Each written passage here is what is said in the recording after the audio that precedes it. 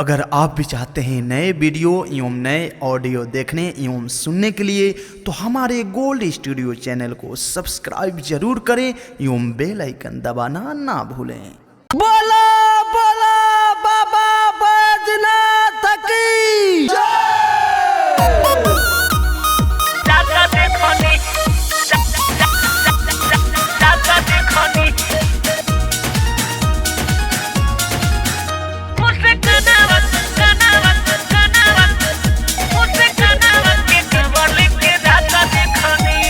चढ़ते सावन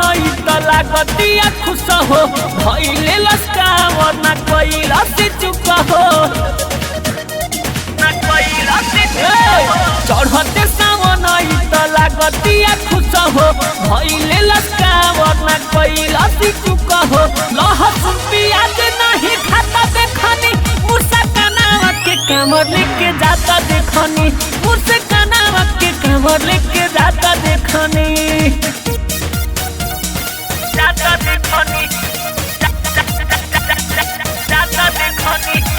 recording by दिल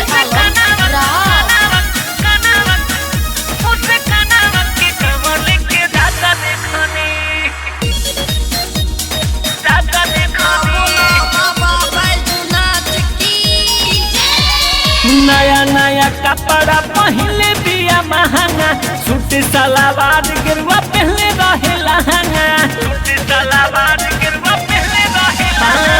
नया नया कपड़ा पहले बिया महंगा सूट सलवार गिरवा पहले रहे लहंगा हाथ को मंडल बेले बात देखनी मुझसे कनावा के कमर लेके जाता देखनी मुझसे कनावा के कमर लेके जाता देखनी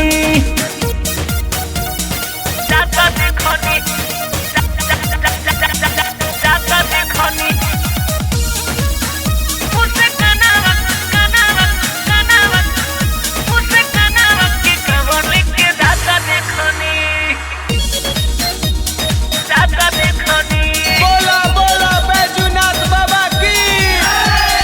भूखलू रहे पूरा सावन के तुम्हारी यूसुफ विशाल रहे सबसे आगाड़ी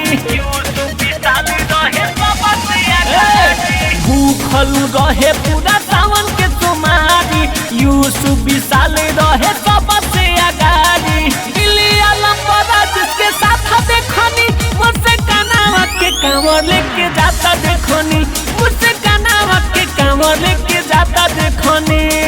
चढ़ते सावन